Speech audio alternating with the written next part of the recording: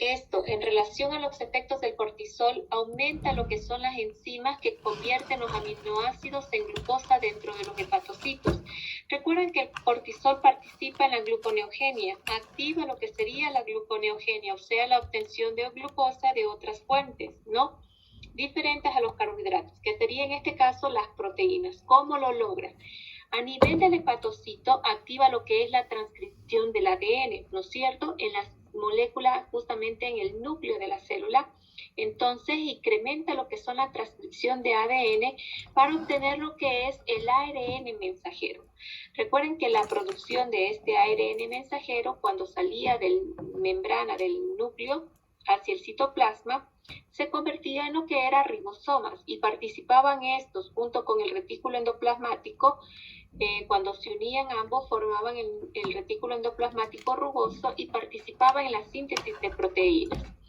Pero a la vez entonces participa lo que es en la síntesis de enzimas necesarias para la gluconeogenia. Entonces, el efecto del cortisol es la obtención de glucosa a partir de los aminoácidos en el tejido hepático propiamente, ¿no? Ahora, moviliza también los aminoácidos de los tejidos extrahepáticos, sobre todo del componente del músculo. Yo les decía,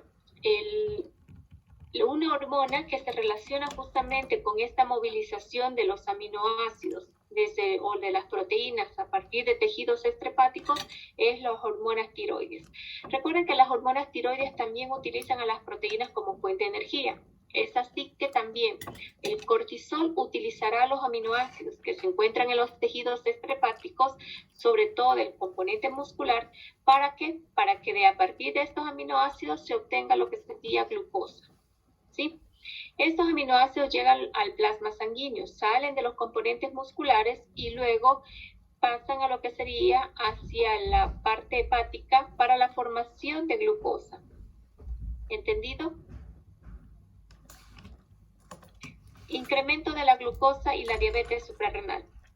Se debe tanto al incremento de la gluconeogenia. A ver, vamos a ver por qué estos pacientes pueden desencadenar una diabetes. Los pacientes con una diabetes de tipo suprarrenal, las causas pueden deberse primero. Recuerden cuáles son los menor utilización de la glucosa. ¿Por qué se utilizaba? Recuerden que las hormonas, los glucocorticoides, no utilizaban a la glucosa que venía de los carbohidratos como fuente de energía, ¿sí?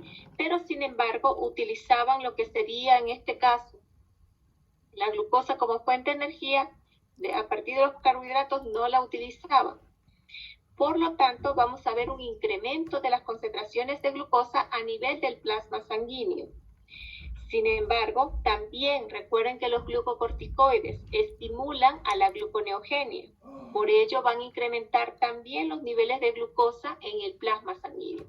Entonces, la causa de una diabetes de tipo suprarrenal se debe, ¿por qué? Porque la glucosa de los carbohidratos no se están utilizando y van a estar incrementados en el plasma. Segundo, porque los niveles de glucosa provocados por la gluconeogenia hepática también van a incrementarse, ¿no?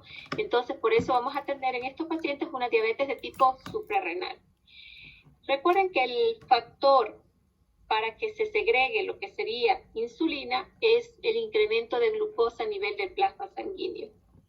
Esto es lo que les mencionaba a ustedes. El incremento de glucosa a nivel del plasma sanguíneo es el estímulo necesario para que en la célula beta libere lo que sería insulina. Pero sin embargo, por el exceso de la gluconeogenia y por el exceso de la falta de utilización de la glucosa, ¿sí?, los niveles de insulina que se segregan son insuficientes para tratar de mantener las concentraciones adecuadas en ese plasma. Por lo tanto, en estos pacientes, ¿qué vamos a encontrar? Vamos a encontrar una glucosa elevada propiamente, ¿no?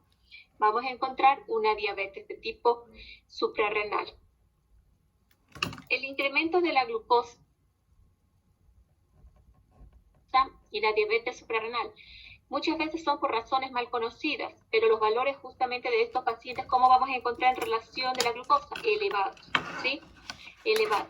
Y esto se debe a lo que les mencioné por la exageración en la producción de glucocorticoides. Los glucocorticoides reducen la sensibilidad de las células de las células que tienen los receptores para, en este caso, para insulina, ¿sí? Pero ya les vamos a explicar cómo.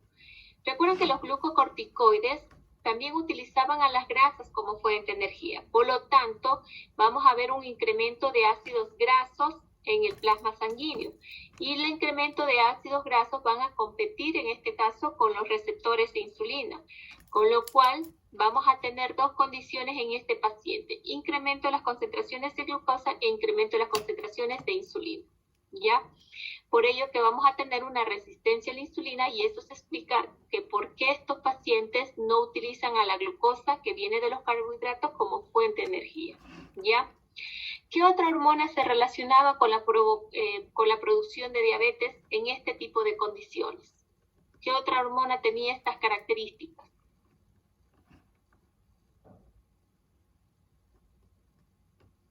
La hormona de crecimiento.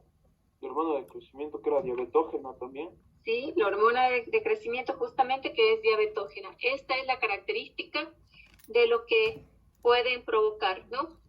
Entonces eso tenemos que recordar. La hormona de crecimiento incrementa, por lo tanto, los niveles de glucosa, a ser un factor de resistencia a la insulina, ¿no?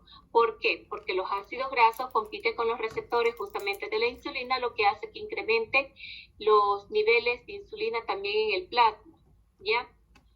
Entonces, en este caso, los ácidos grasos, al bloquear los receptores de la insulina, no se puede utilizar la glucosa como fuente de energía, porque recuerden que la insulina es la única molécula que va a llevar a la glucosa hacia las células, ¿no? Hacia las células que las células que utilizan a la glucosa como fuente de energía propiamente, ¿no?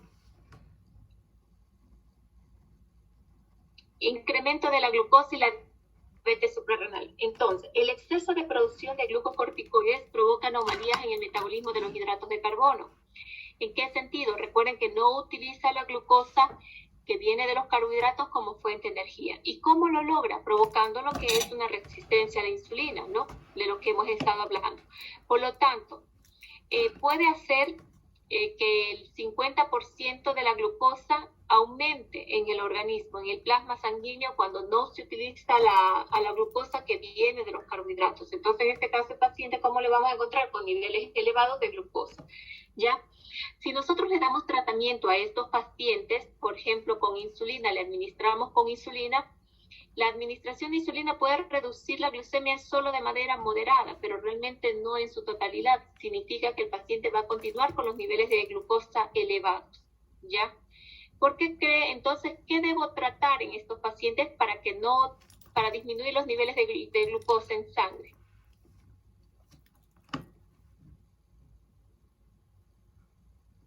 El exceso de glucocorticoides. Esto, el exceso de glucocorticoides, ¿ya?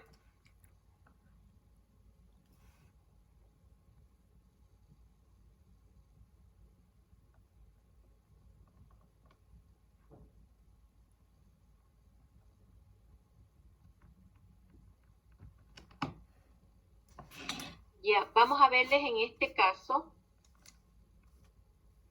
Esperen un ratito que se traba la computadora. ¿Ya? Aquí. Vamos a ver lo que son los efectos del cortisol sobre el metabolismo de las proteínas. Reducción de las proteínas celulares. Recuerden que cuando nosotros tenemos una reducción de las proteínas celulares, ¿sí? De estas, ¿pero de qué proteínas? De las proteínas estrepáticas. Los glucocorticoides no afectan las proteínas que se encuentran en el hígado. ¿Por qué? Porque recuerden que si reducen las proteínas hepáticas, dañan la función justamente de esta célula hepática. Entonces eso no va a provocar, porque si no se perjudica propiamente lo que sería esta hormona, ¿no es cierto? Lo que desea. ¿Y qué es lo que desea? Obtención de glucosa a partir de los aminoácidos. Y esa función no cumple lo que es la célula hepática, ¿ya? Por lo tanto, los glucocorticoides en sí reducen las proteínas celulares. ¿Pero qué proteínas? Las proteínas sobre todo de lo que son estrepáticas, ¿no? Por eso que pongo acá, descenso del depósito de proteínas de prácticamente de la totalidad de las células del organismo, con excepción de las que se encuentran en el hígado. hay un descenso en la síntesis proteica porque las células estrepáticas no van a obtener los aminoácidos necesarios para generar lo que serían proteínas, ¿no? Para sus propias células musculares. Hay mayor catabolismo de proteínas, consumo, degradación de las proteínas. Hay menor transporte también de los aminoácidos a los tejidos estrepáticos, ¿no? Entonces, este se diferencia de una función de una hormona que ya hemos visto. ¿Cuál hormona me estoy refiriendo? En la cual, por ejemplo, los niveles de aminoácidos en el plasma sanguíneo era un estímulo necesario para su liberación y hacía que se movilicen estos aminoácidos hacia las células para la síntesis proteica de estas células. ¿Cuál es la hormona? Del crecimiento, ¿no? Del La crecimiento. hormona de crecimiento, justamente, ¿no? La hormona de crecimiento, ¿ya? A ver, vamos a pasar qué sucede si en estos pacientes, ¿qué otra hormona se relaciona en cambio con el catabolismo de las proteínas?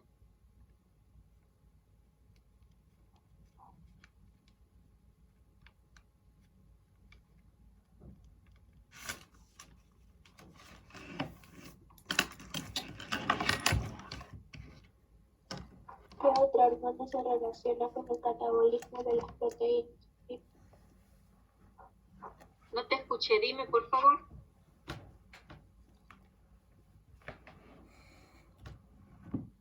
¿Qué otra hormona? La hormona tiroidea. Las hormonas tiroideas. Recuerden que las hormonas tiroideas provocan lo que sería, en este caso, catabolismo de las proteínas. Por eso que en el hipertiroidismo vamos a tener en estos pacientes lo que es una insuficiencia cardíaca, ¿no es cierto? Cuando afectaba justamente a las proteínas ubicadas en el músculo cardíaco. Entonces nosotros íbamos a tener una insuficiencia cardíaca, el músculo cardíaco no se podía contraer adecuadamente, ¿no? Pero, ¿qué otros problemas podemos esperar cuando hay una disminución en el caso de proteínas? Solamente de las musculares, sino verán que dice que afecta casi de las proteínas de todo el organismo. ¿Qué va a pasar? Recuerden que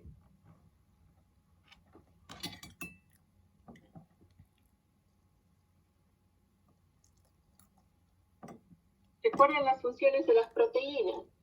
¿Qué puede suceder?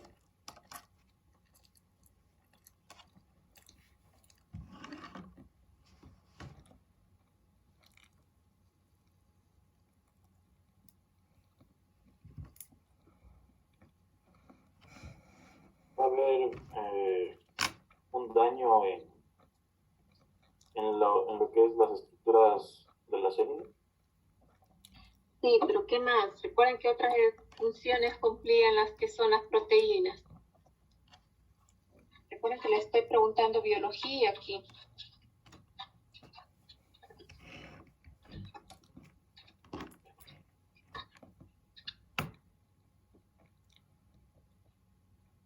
¿Para qué son necesarias las proteínas?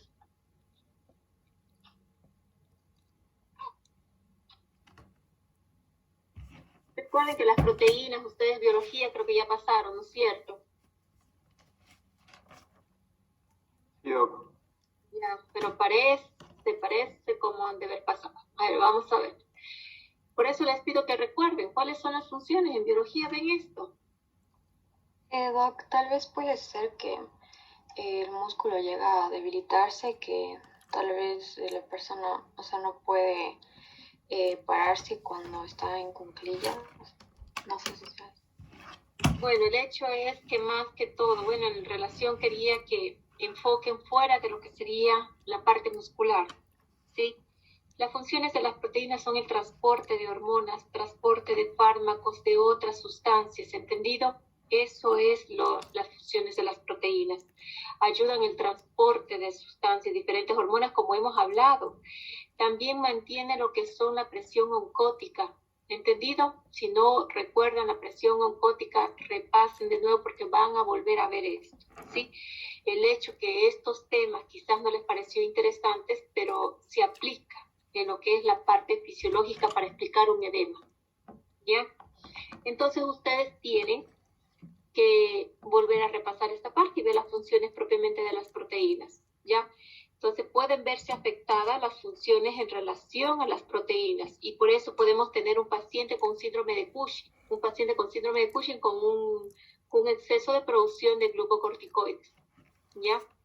Reducción de las proteínas celulares, igualmente. El cortisol reduce la formación de ARN y la síntesis posterior de proteínas en muchos tejidos. Hace lo contrario que en la célula hepática. En la célula hepática, en cambio, recuerden, estimulaba la formación de ARN mensajero para ayudar a la síntesis de enzimas que me ayuden a degradar lo que sería en este caso los aminoácidos a glucosa, ¿no? En cambio, a nivel hepático, a nivel extrahepático, o sea, célula muscular y otro tipo de células, reduce la formación de ARN y al haber ausencia de ARN, lógicamente no vamos a tener los ribosomas adecuados para que se junten con el retículo endoplasmático liso, que su función era la síntesis proteica. Por lo tanto, no vamos a tener una síntesis de proteínas al nivel muscular. ¿Sí? Entonces el músculo va a comenzar a perder su capacidad u otras células, lógicamente va a faltar las proteínas para sus funciones adecuadas, ¿ya? El exceso de cortisol provoca eso, una falta de formación de ARN y la síntesis posterior de proteínas en muchos tejidos extrahepáticos.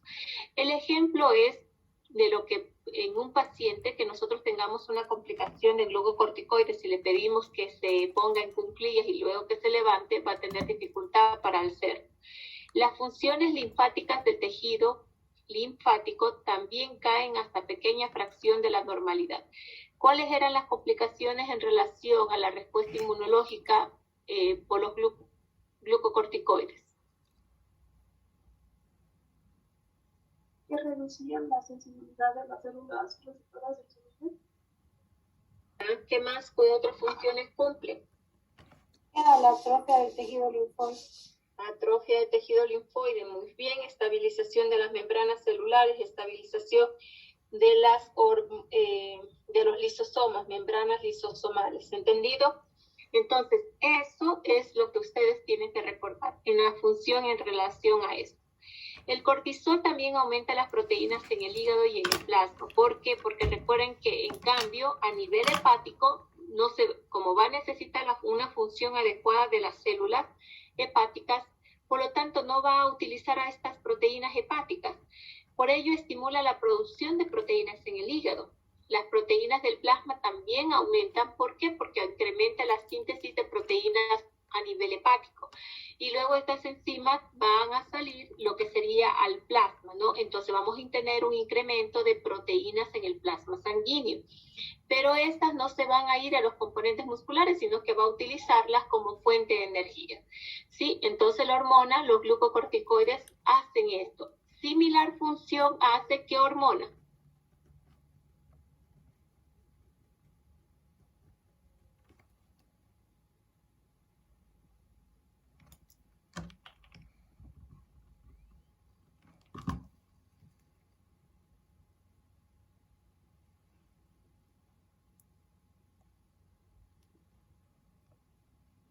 ¿Qué hormona hace similar función?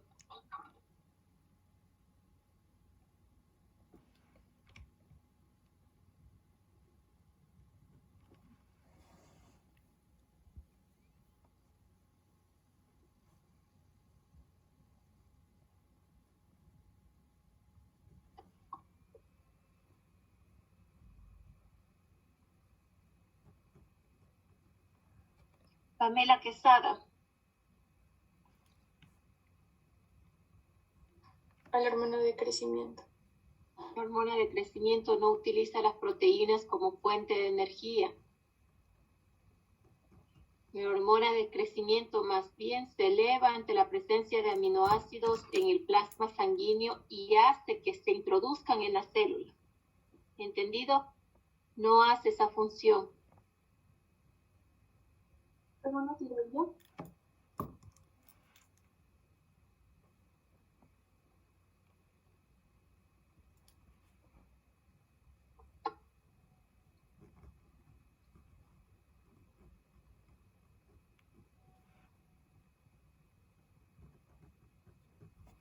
Las hormonas tiroides, claro, son las hormonas tiroides. Si no es la una, es las otras.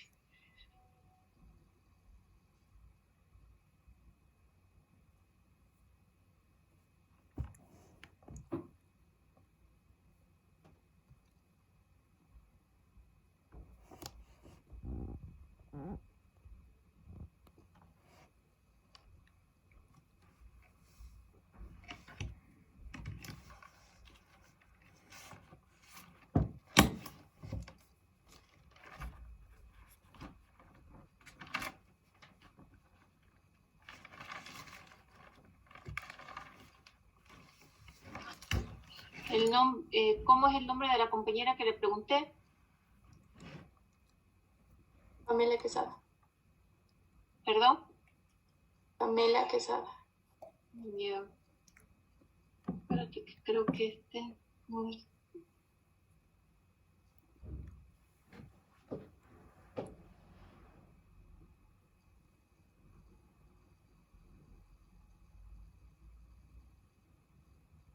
Es la hormona tiroidea. Recuerda que la hormona tiroidea ayudaba, que era, utilizaba justamente, aumentaba el metabolismo, pero para su beneficio, ¿sí? Justo.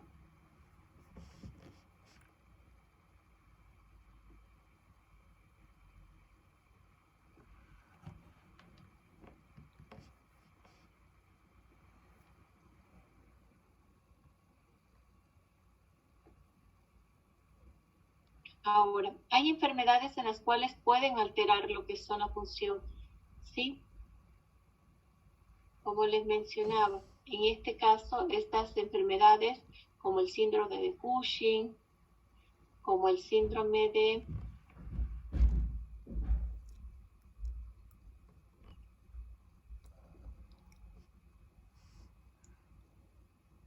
el síndrome de Addison, pero que es otra relacionada como insuficiencia, ¿no?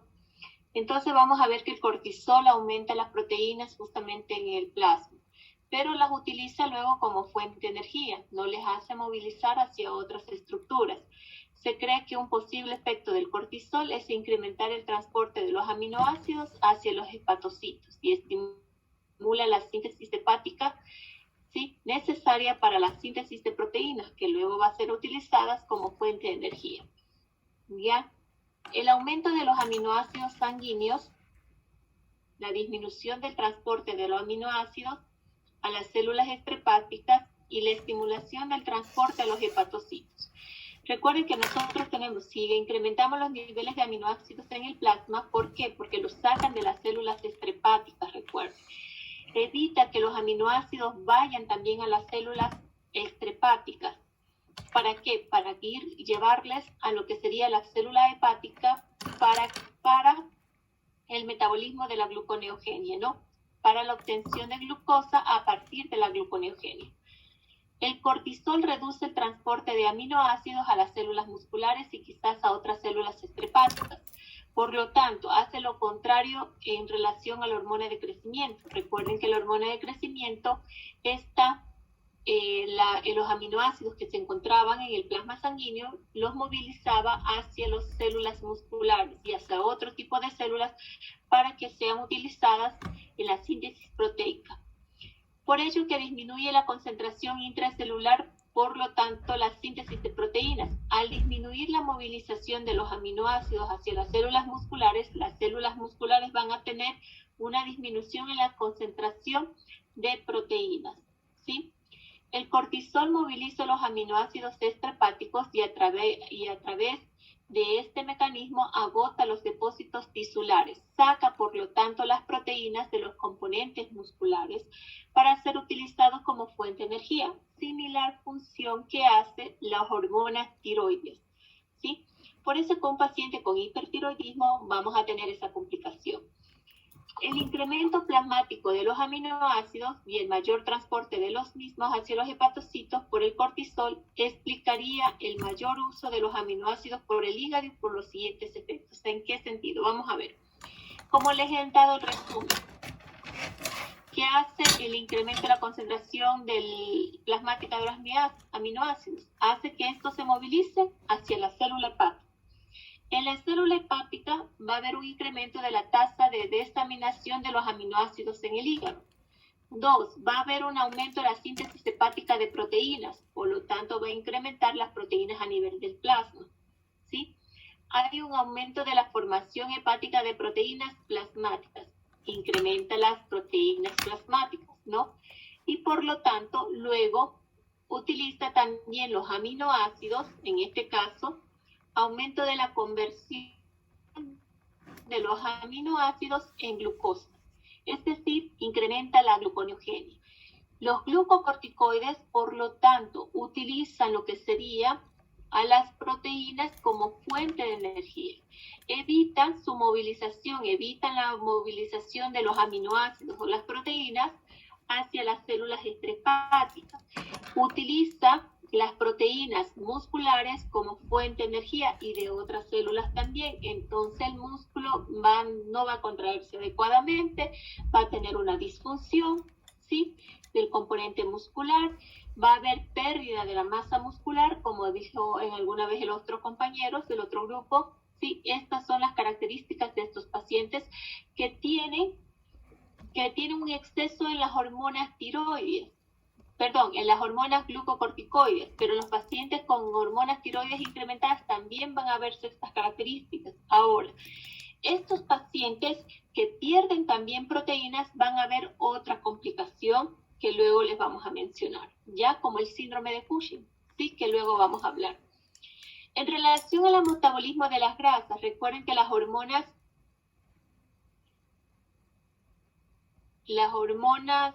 glucocorticoides utilizan a los ácidos grasos también como fuente de energía. El incremento de los ácidos grasos a nivel del plasma compite con los receptores en este caso de la insulina, ¿ya? ¿De qué manera?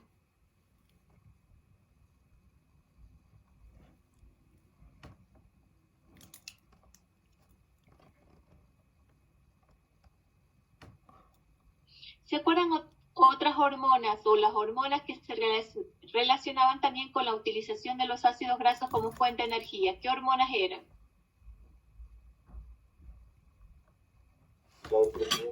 La del crecimiento. Y les faltan las hormonas tiroides. Si ustedes fueron a prueba a este rato, yo les pongo las opciones son hormonas tiroides y la hormona de crecimiento. Porque la hormona de crecimiento, a ver, explíqueme la hormona tiroidea. ¿Por qué la hormona tiroidea? ¿Cómo observamos a un paciente hipotiroideo?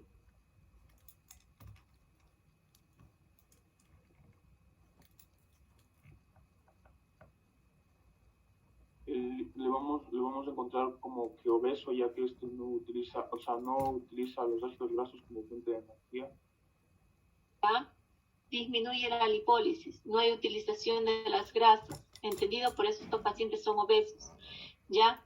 Y por eso es que les he dicho, un paciente hipertiroideo, ¿cómo se ve físicamente? Delgado. ¿Por qué? Porque utiliza las grasas como fuente de energía, ¿entendido? Entonces ustedes tienen que saber eso y explicarles a una paciente por qué una paciente hipotiroidea que tiene disminución del apetito se encuentra gorda, ¿ya? Quizás de esa manera obesa, que sería la palabra más adecuada, ¿no es cierto?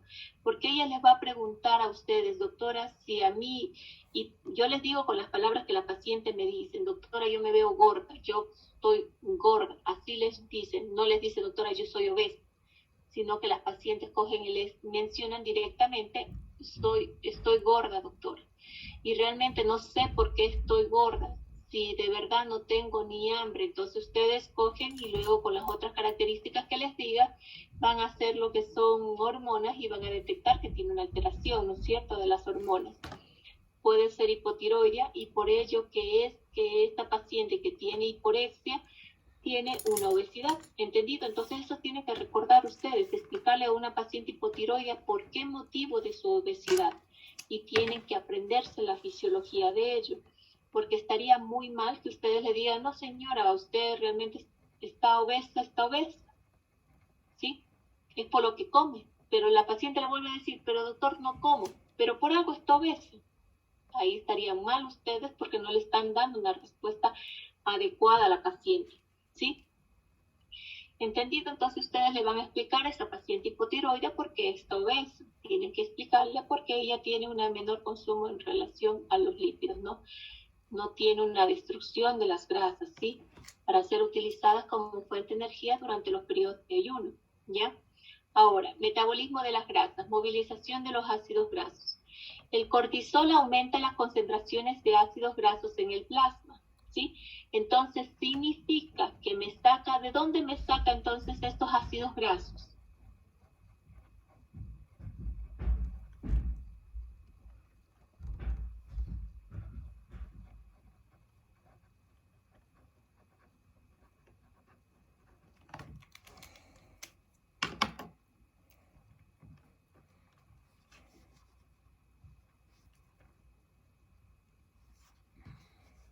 ¿De dónde creen que salen los ácidos grasos? Gabriela García.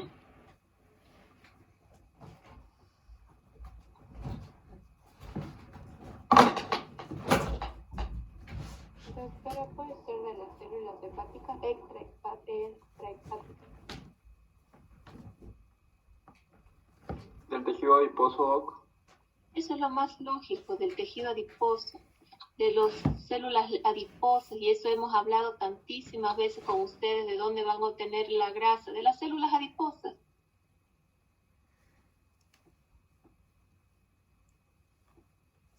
El nombre de la compañera, por favor. Gabriela García, doctora.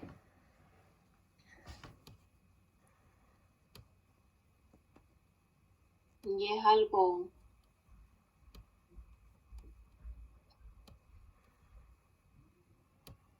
una pregunta fácil, ¿no? El compañero, por favor, que me respondió. Andrés Díaz, doctor. Bien, Andrés. Muchas gracias.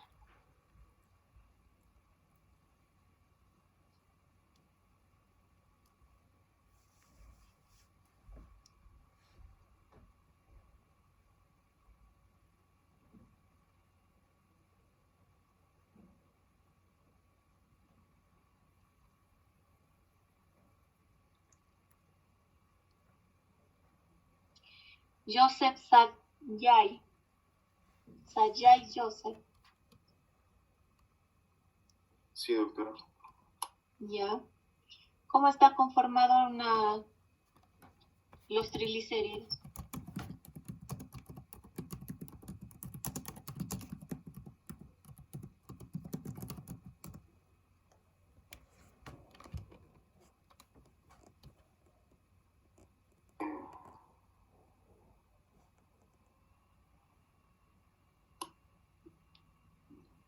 Por 3 moléculas de ácido graso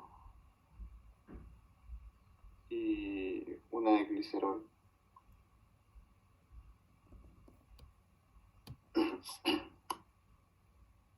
¿Y cuál de ellos se utiliza para la formación de ácidos grasos?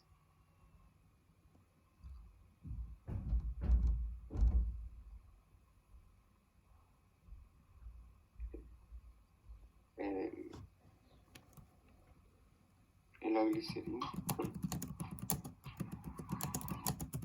No, realmente no es. Si me estás diciendo que son 3 moléculas de ácidos grasos y una de glicerol, ¿cuál se utiliza para incrementar los niveles de ácidos grasos? Los ácidos grasos. Y el glicerol no, el glicerol se utiliza justamente para el metabolismo de la gluconeogenia. Vas a obtener glucosa mediante el metabolismo de la molécula de glicerol. Movilización de los ácidos grasos. Entonces, como les decía, esto es con fines energéticos. El periodo de ayuno prolongado o de estrés, se utilizan a los ácidos grasos como fuente de energía. Similar función como hace la hormona de crecimiento, similar función como lo hacen las hormonas tiroideas. Pero más, sobre todo en periodos de ayuno, actúa la hormona de crecimiento. El ayuno es o la glucosa disminuida es uno de los factores para que se eleve la hormona de crecimiento. Y esto me facilita la utilización de las grasas como fuente de energía. ¿Ya? Este mecanismo puede tardar varias horas en sí, ¿no? Antes de esto, ¿Cómo vamos a obtener la glucosa si estamos en un periodo de ayuno? ¿Cuál creen que se libera para obtener glucosa? ¿El cortisol? No. ¿Cuál?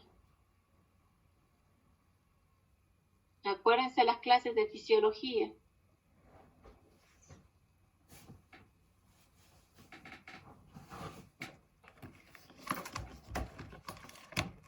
El glucógeno. El glucógeno es el que se libera justamente para obtener lo que sería glucosa. ¿Sí? El glucógeno es uno de los principales que ayudan en el metabolismo también de otras sustancias. El glucógeno, el glucagón son los elementos. El glucógeno que se utiliza a nivel hepático, este para la obtención de glucosa, y el glucagón, pero antes de eso, el glucógeno no puede metabolizarse por sí solo. Necesita el glucagón. El glucagón es el que favorece a la gluconeogénesis, ¿sí? A la síntesis, el glucagón favorece a la glucogenólisis, ¿sí? Entonces, quien se eleva en un ayuno es el glucagón, ¿ya? Y el glucagón estimula lo que sería a la glucogenólisis, ¿sí? A la glucogenólisis, ya que sería la degradación del glucógeno que se encuentra almacenado a nivel hepático. Y Doc, y después que el ayuno es prolongado, no hay como que una subida del estrés por lo que se incrementa el cortisol y así. O sea, por ende después la persona pierde ácidos grasos también. La persona aumenta los ácidos grasos, más bien no pierde, Aumenta, sí, perdón. porque comienza a consumirse las grasas. Y después de que se consumen las grasas, se consumen las proteínas y el ayuno continúa, ¿sí? Listo, entonces dejamos hasta ahí. Muchas gracias. Entonces es súper malo el ayuno.